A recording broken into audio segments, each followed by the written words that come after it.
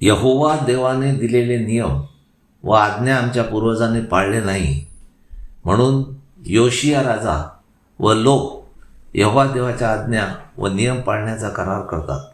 आपणही यहोवा देवाची त्याच्या आज्ञा व नियम पाळण्यासाठी करार करूया. 2 इतिहास अध्याय 34 ओवी 19 ते 28. आणि असे झाले की यहोवा देवाचे नियमशास्त्र जे मोशेच्या हातून दिले होते त्याचे पुस्तक हिल्किया याजकाला सापडले व ते पुस्तक राजासमोर वाचले. आणि राजाने हिल्किया व शाफानाचा मुलगा अहिकाम व मिखाचा मुलगा अब्दोन व शाफान लेखक व राजाचा सेवक असाया यांना आज्ञा केली. ते म्हणाला, तुम्ही जा आणि जे पुस्तक हिल्किया याजकाला सापडले आहे त्यांतील वचनाविषयी माझ्याकरता व इस्रायल व यहुदा यांच्याकरता उरलेल्या करता यहोवा देवाला विचारा, कारण यहोवा देवाचा जो क्रोध आम्हावर ओतलेला आहे तो मोठा आहे.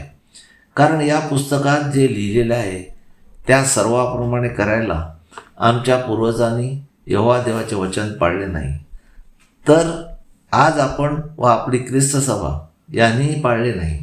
आम्ही माणसाने लिहिलेले नियम पाळले.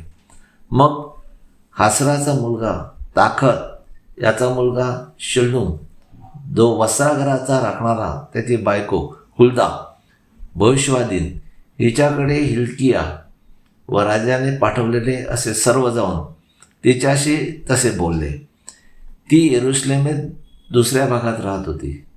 तेव्हा ती राजाने पाठवलेल्या लोकांना म्हणाली, यहोवा इस्रायलचा देव असे म्हणतो, ज्या मनुष्याने तुम्हास माझ्याकडे पाठवले त्या राजाला सांगा, यहोवा देव असे म्हणतो, पहा, या ठिकाणावर व यातल्या राहणाऱ्यावर मी अरिष्ट आणणार आहे.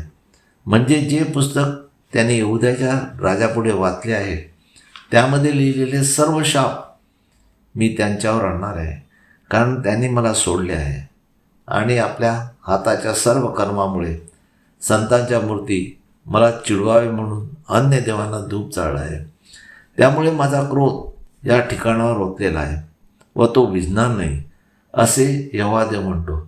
मग हुल्दा भविष्यवादी त्यांना म्हणाली, ज्यांनी तुम्हाला यहोवा देवाला विचारायला पाठवले आहे त्या यहुद्याच्या राजाला सांगा, जी वचने तू ऐकली त्याविषयी यहोवा इस्रायलचा देव असे म्हणतो, तुझे हृदय मऊ होते व या ठिकाणाविरुद्ध देवाची वचने तू ऐकली तेव्हा तू त्याच्यासमोर नम्र झालास. होय, तू माझ्यासमोर नम्र झालास आणि आपले कपडे फाडून माझ्यापुढे रडलास, म्हणून मी तुझे ऐकले आहे, असे यहोवा देव म्हणतो. आणि पहा, हे राजा, तू तुझ्या पूर्वजास मिळशील आणि शांतीने आपल्या कबरेत जाशील. आणि जे अरिष्ट येथे राहणाऱ्यावर यहोवा देव आणणार आहे ते तुझे डोळे पाहणार नाहीत. मग राजाला हे कळवल्यानंतर राजाने आपल्या ठिकाणी उभे राहून या पुस्तकांतील लिहिलेली वचने आचरावी आणि आपल्याला पूर्ण अंतःकरणाने व आपल्या पूर्ण जीवाने यहोवा देवाला अनुसरावे आणि त्याच्या आज्ञा व त्याच्या साक्षी व त्याचे नियम पाळू, असा करार यहोवा देवाबरोबर राजा, इस्रायल व यहुद्यांच्या लोकांनी केला. तसाच करार आपण देखील करूया, म्हणजे जे जगावर अरिष्ट येणार आहे ते आपले डोळे पाहणार नाहीत व आपल्यावर येणार नाही. आपण यहोवा देवाने दिलेल्या आज्ञा व नियमप्रमाणे चालतो व शिकवतो काय? तर नाही. म्हणून आज युरोप देशामध्ये 4500 देवळे ओस पडली आहेत. तसेच वसईमध्ये होऊ नये म्हणून मत्तेय अध्याय 5 ओवी 17-18 प्रमाणे नियमशास्त्र किंवा भविष्यशास्त्र रद्द करायला मी आलो असे समजू नका. ती रद्द करायला नाही तर परिपूर्ण करायला मी आलो आहे. कारण मी तुम्हाला खचित खचित सांगतो की आकाश व पृथ्वी नाहीशी होतील तोपर्यंत सर्व गोष्टी पूर्ण झाल्या वाचून नियमशास्त्रातून एक अक्षर किंवा एक लहान टिंब देखील नाहीसे होणारच नाही, असे येशू ख्रिस्त म्हणतो.